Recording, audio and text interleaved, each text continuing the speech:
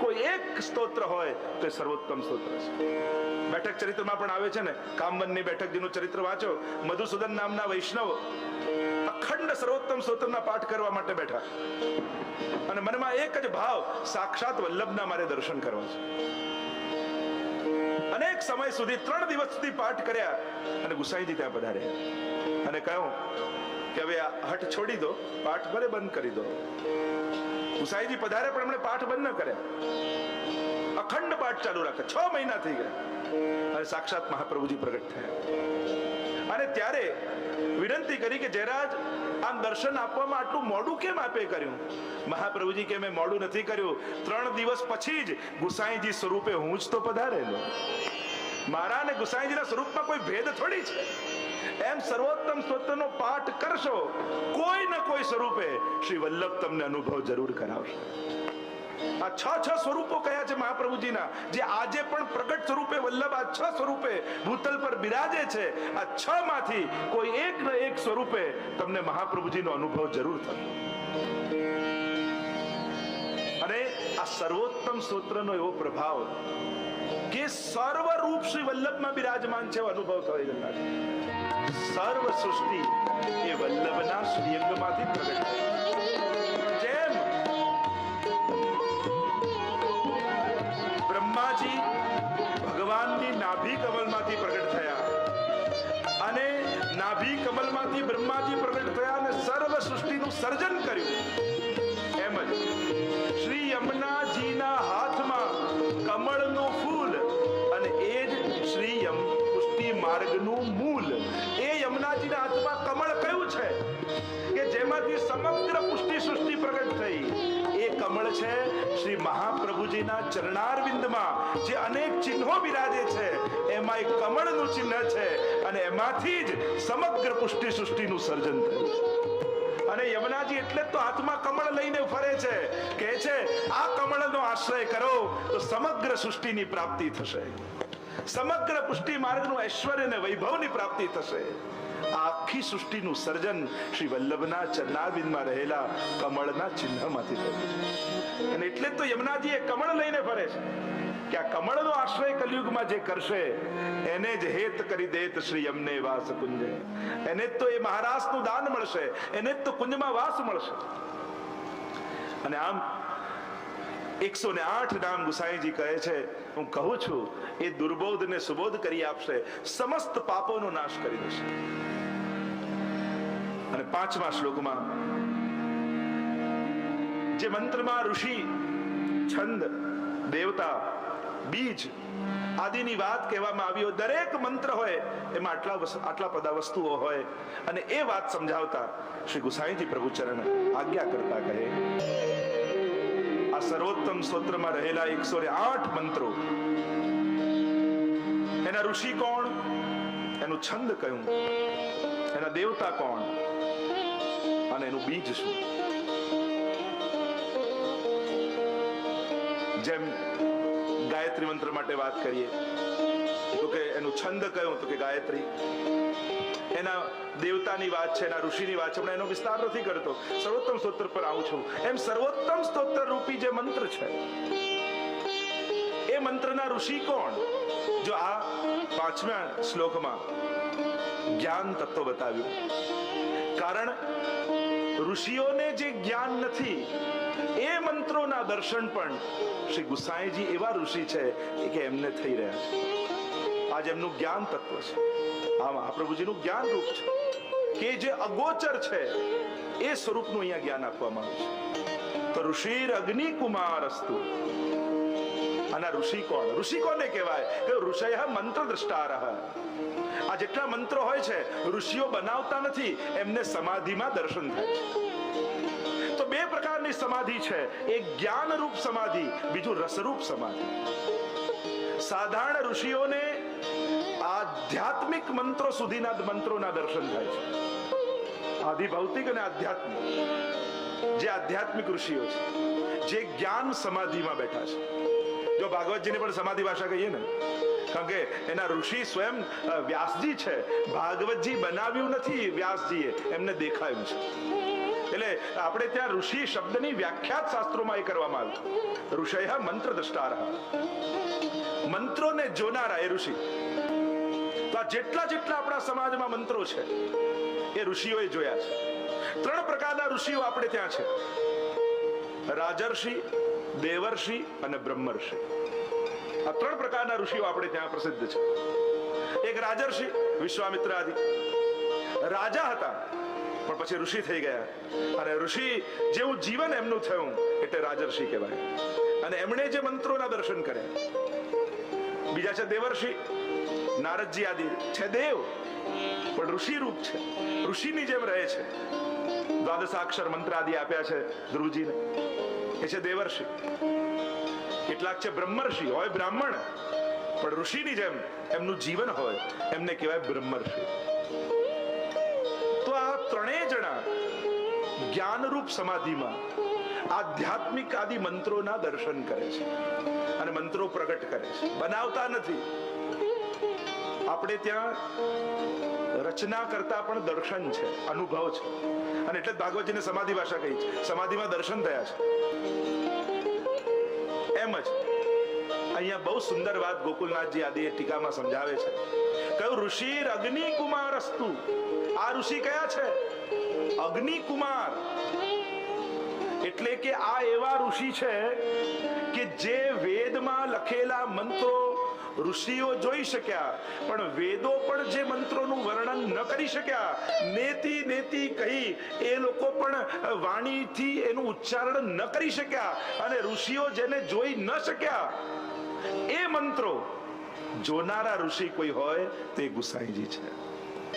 અને એટલે સર્વોત્તમ સ્તોત્રના જેટલા મંત્રો છે એ વેદોમાં વર્ણિત નથી, કારણ કે વેદો આધ્યાત્મિક સુધી છે, પણ આ મંત્રો છે એ બધા આધિદૈવિક મંત્રો છે, જે કેવલ રસ સમાધિમાં જ દર્શન થઈ શકે. જ્ઞાન સમાધિ પ્રભુના 2 રૂપ છે, જ્ઞાન અને રસ. તો જ્ઞાન રૂપ પરમાત્માનો અનુભવ કરવાનો પ્રકાર અને રસરૂપ પરમાત્માનો અનુભવ કરવાનો પ્રકાર, બંનેની વાત વેદોમાં કહી છે. ઉપનિષદોમાં જ્ઞાન કાંડ આદિ છે ને જ્ઞાનનું વર્ણન કરવામાં આવ્યું, કઈ રીતે જ્ઞાન રૂપ પરમાત્માનો અનુભવ થાય, અહમ બ્રહ્માસ્મિનો અનુભવ. અને એ જ વેદે રસો વૈષઃ, રસરૂપ પરમાત્માને પણ કયા છે. અને રસનો અનુભવ રસશાસ્ત્ર પ્રમાણે કઈ રીતે કરવો જોઈએ, કઈ રીતે કરાય, એનું વર્ણન શ્રી મહાપ્રભુજીએ કર્યું છે. તો આ ઋષિ કેવા છે? ઋષિ અગ્નિ કુમાર અસ્તુ. એક અર્થ એમ કર્યો અગ્નિ કુમાર, શ્રી મહાપ્રભુજી સાક્ષાત અલૌકિક અગ્નિ રૂપ છે. જો સાધારણ અગ્નિ હોય ને, એની નિકટ જાઓ તો તાપ લાગે, દૂર જાઓ તો શીતલ થાય. પણ આ વલ્લભ કેવા અગ્નિ છે? નિકટ જાઓ એટલા શીતલ થતા જાઓ, દૂર જાઓ એટલો તાપ વધતો જાય, એટલો વિરહાત્મક અનુભવ કરાવતા જાય શ્રી વલ્લભ.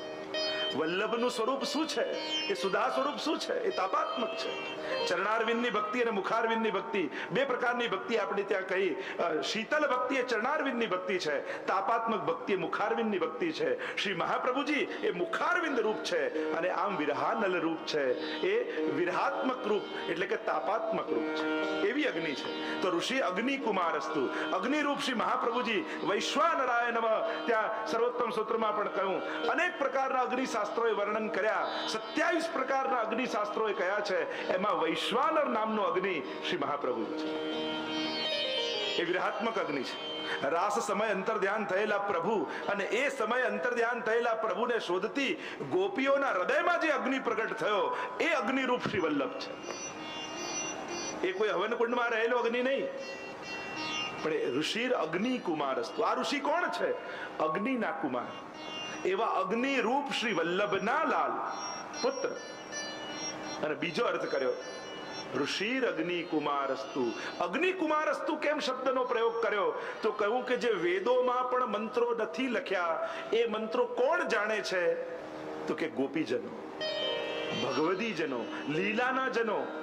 કારણ કે અગ્નિ કુમારસ્તુ કહીને કહ્યું કે અગ્નિ કુમારિકાઓ કે જેમણે કાત્યાયની વ્રત કર્યું, અને કાત્યાયની વ્રત કર્યું, અને એમાં જે મંત્રનો જાપ કર્યો, કાત્યાયની મહાભાગે મહાયોગી નધીશ્વરી નંદ ગોપ સુતમ દેહી પતિમ મે કુરુતે નમઃ.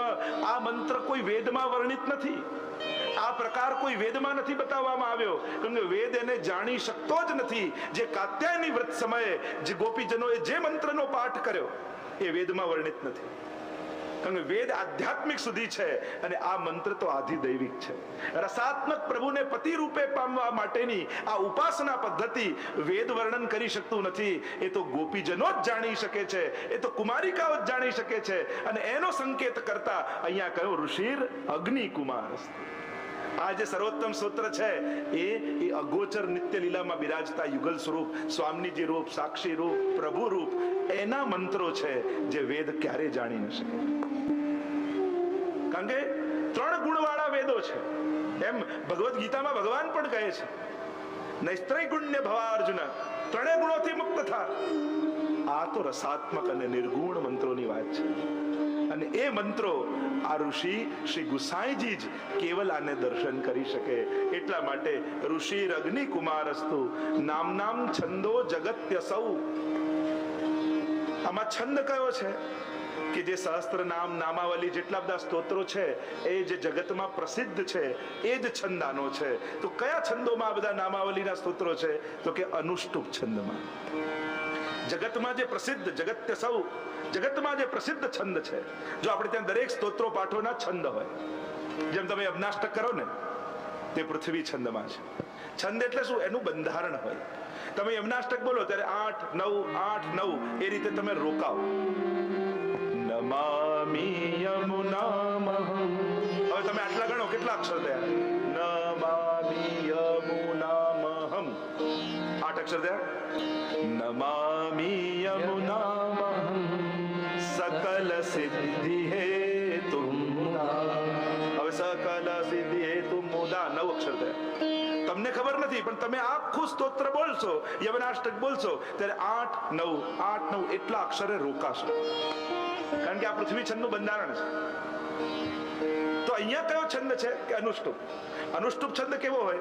8 8 અક્ષરે તમે રોકાવો. ઘણી વાર લોકો એમ કહે કે આપણે જો છંદમાં બોલીએ તો નામ તૂટે છે, તો નામ ન તૂટે એ રીતે સર્વોત્તમ સ્તોત્ર બોલવું. અને ઘણા એમ કે ના 8 8 અક્ષરે રોકાવું. તો સાચું શું? તો સ્વયં ગુસાઈજીએ જ કહી દીધું નામ છંદો જગત્ય સૌ. જ્યારે પણ બોલો ત્યારે છંદનું બંધારણ રાખીને બોલો. એટલે ભલે નામ નો તૂટે, ભંગ થાય, પણ છંદ ભંગ ન થવો જોઈએ. સ્વચ્છંદ નહીં થઈ જવું, છંદબદ્ધ રહેવું. અને એટલા માટે આપણે ત્યાં છંદનો પ્રકાર છે. એટલે અનુષ્ટુપ છંદમાં જેમ ચિંતા સંતાન હંતારો યત્પાદા ગુજરે સ્વિયાનામ તાન્નિજાચાર્ય પ્રણમામિ. અનુષ્ટુપ છંદ 8 અક્ષરે તમે રોકાવ છો, 32 અક્ષર થાય. આ અનુષ્ટુપ છંદનું બંધારણ. તો અહીંયા પણ કયો છંદ છે? તો કે અનુષ્ટુપ છંદ. પ્રાય મંગલાચરણ આદિ અનુષ્ટુપ છંદમાં હોય છે. 32 લક્ષણ વાળા પ્રભુ છે. શ્રી મહાપ્રભુજી પણ 32 લક્ષણ વાળા છે. અને એટલા માટે અનુષ્ટુપ છંદમાં 8 8 8 8. તો આમ 8 ચોક 32 અક્ષરમાં આ છંદ લીધો છે. શ્રી કૃષ્ણાસ્યમ દેવતા છે. આના દેવતા કોણ? દરેક મંત્રના કોઈ દેવતા હોય. તમે જે મંત્રની ઉપાસના કરતા હોય એ દેવતાનું સ્મરણ કરીને એ મંત્રનો જાપ કરવો જોઈએ. મંત્ર કયો કરતા હોય અને સ્મરણ કોનું કરતા હોય તો એ મંત્ર કાર્ય ન કરે. જે મંત્ર જે દેવતા હોય એનું સ્મરણ કરીને કરાય. જો મંત્રો પણ અનેક પ્રકારના કયા છે, તામસ રાજસ સાત્વિક નિર્ગુણ, અને જેવી જે ઉપાસના કરે એવો પ્રભાવ એના પર થાય. મંત્ર કોને કહેવાય? મનનાત ત્રાયતે ઇતિ મંત્ર. જે મનનું રક્ષણ કરે એને મંત્ર કહેવાય. જેનું દર્શન કરે એને ઋષિ કહેવાય. તો મંત્રો અનેક પ્રકારના શાસ્ત્રોમાં છે. જેવી ઉપાસના કરો જે મંત્રની, એવી તમારી પ્રકૃતિ આદિ એવું તમારું નિર્માણ થતું જાય. શાસ્ત્રો એમ કહે છે કે મંત્રો પણ મનુષ્ય પર અસર કરે છે. મંત્ર ચોપડીઓમાં છપાયેલા હોય છે, છાપાઓમાં આવતા હોય છે, પણ જ્યાં સુધી ગુરુ મુખે ન સાંભળીએ ત્યાં સુધી મંત્રનો પ્રભાવ નથી હોતો. એટલે મંત્રના વિધાનો છે કે આ મંત્ર કયા વિધાનથી એની દીક્ષા લેવામાં આવે ત્યારે મંત્ર કામ કરતો હોય. બાકી કંઠી તો બજારમાં 20 રૂપિયા કોડી મળે, લઈને પહેરી લો તો જો અલૌકિક તત્વો અલૌકિક હાથે લઈએ, કોની પાસે દીક્ષિત થઈએ છે, કઈ રીતે એની આખી વિધિ છે એને ફોલો કરવું જોઈએ, ત્યારે એ મંત્રો અસર કરતા હોય છે. અને એટલા માટે મંત્ર જ્યારે પણ કરો, ઘણી વાર લોકો છાપામાં વાંચે ને કોઈ મંત્ર માટેનો લેખ, આનો આવો પ્રભાવ, આનો આવો પ્રભાવ, એટલે અષ્ટાક્ષર મૂકીને ચાલુ કરી દે. તો આમ છાપામાં વાંચીને મંત્રો અસર ન કરે. એ તો ગુરુ જાણે છે કે આ મંત્રને ક્યાં રોકવું. એવું કહેતા ને કે એક ગામમાં મશીન બગડ્યું અને ફેક્ટરી બંધ થઈ ગઈ. એટલે ફેક્ટરી બંધ થઈ ગઈ, રોજનું લાખોનું નુકસાન થાય. એટલે પેલા માલિક ફેક્ટરીનો હતો એને કોઈ એન્જિનિયરો એને બોલાવ. એન્જિનિયર કે હું આવતો ખરો પણ 1000 રૂપિયા લઈશ. એ લોકો ભલે ઠીક, તું ચાલુ તો કર. પેલો આવ્યો ને એક નાનકડી હથોડી લઈને મશીન પર મારી, સીધી મશીન ચાલુ થઈ. પેલો માલિક કે એક હથોડી મારવાના કોઈ 1000 રૂપિયા હોતા હશે? પેલો એન્જિનિયર કે ના, હથોડી મારવાના તો 100 જ છે, પણ ક્યાં મારવી એના 900 રૂપિયા છે. એમાં જે આ મંત્રો તો ચોપડીઓમાં લખ્યા હોય, પણ એ મંત્રોને ક્યાં કે કોના હૃદયમાં કઈ રીતે રોકવા એ ગુરુ જાણે છે. એટલે મંત્ર ગુરુમુખી હોવો જોઈએ ત્યારે, કારણ કે ગુરુને પણ દીક્ષિત હોવા જોઈએ. પાછા એ ગુરુએ પણ કંઈ પણ ક્યાંક ચોપડીમાં વાંચીને થયું કે આ મંત્ર આને આપી દઉં, આ મંત્ર આને આપી દઉં, આ રીતે મંત્રો અસર નથી કરતા. એ પોતે પણ દીક્ષિત હોવા જોઈએ, એની પરંપરા હોવી જોઈએ. જો આપણે ત્યાં સંપ્રદાય એટલે પરંપરા, એ મંત્રની, એ વિધિની, એ વિધાનની, એ ઇષ્ટની, એ આખી એક પરંપરા, એને સંપ્રદાય કહીએ છીએ. એક બહુ મોટી ગેરસમજ આપણા હિન્દુ સમાજમાં ફેલાવવામાં આવે છે કે આ સંપ્રદાયો ભાગલા છે અને હિન્દુ ધર્મના ટુકડાઓ છે. ના ના, આ ભાગલા નથી, આ વ્યવસ્થાઓ છે.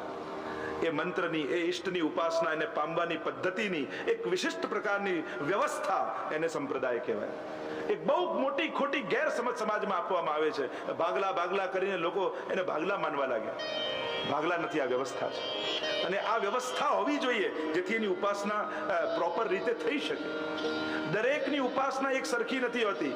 બધા દેવને, દરેકને એના મંત્રો જુદા, એની વિધાન જુદા, એની વિધિ જુદી, અને એ પ્રકારે કરો ત્યારે જ એ દેવ પ્રસન્ન થાય. અને એટલા માટે વિધાનને ફોલો કરવો જોઈએ. તો શ્રી કૃષ્ણાસ્યમ દેવતા છે. આ મંત્રના દેવતા કોણ છે? કૃષ્ણનું હાસ્ય એટલે મુખારવિંદ રૂપ શ્રી મહાપ્રભુજી. શ્રી વલ્લભ જ આના દેવતા છે.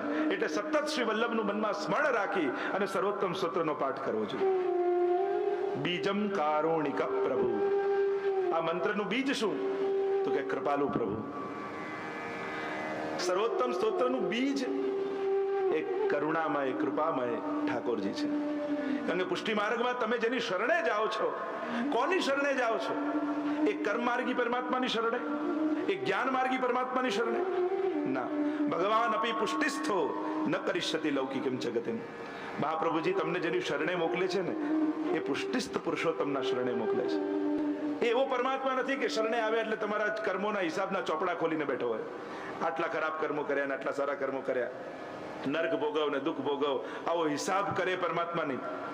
એ કોઈ જ્ઞાન માર્ગી પરમાત્માના શરણે મહાપ્રભુજી તમને નથી મોકલતા કે જે કેવલ તટસ્થ ભાવે બધું જ જોયા કરતો હોય, જેનું જે થવું હોય થાય, કેવલ દ્રષ્ટા બનીને જોયા કરે, એવો પરમાત્મા પણ નથી. આ તો એવા પરમાત્માની શરણે મહાપ્રભુજી મોકલે છે. એક કૃપાળુ પરમાત્માની શરણે મોકલે છે જે રાઈ જીતની સેવા કો ફલ માનત મેરુ સમાન. રાઈ જેટલી સેવા પણ કરે અને મેરુ પર્વત જેવી ગણે, એવા કૃપાળુ પરમાત્માની શરણે જાય. મહાપ્રભુજી તમને મોકલે છે. એવા પરમાત્માની શરણે મોકલે કે જે બધું જ જોઈ શકે પણ પોતાના ભક્તની આંખમાં આંસુ ન જોઈ શકે. એવા લાગણી વાળા, એવા કૃપાળુ પરમાત્માની શરણે તમને મહાપ્રભુજી મોકલે છે.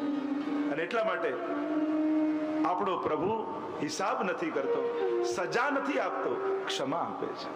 શરણે જાઓ એટલે સજા લઈને ઉભો હોય, સજા આપવા ઉભો હોય એવા પરમાત્માની શરણે તમે નથી જતા. ક્ષમા આપવા ઉભો હોય એવા પરમાત્માની શરણે મોકલે છે.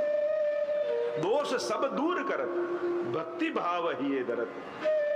સર્વ દોષોને દૂર કરી જે સ્વીકાર કરી લે એવા કૃપાળુ પ્રભુ, એ જ સર્વોત્તમ સ્તોત્રના બીજ છે.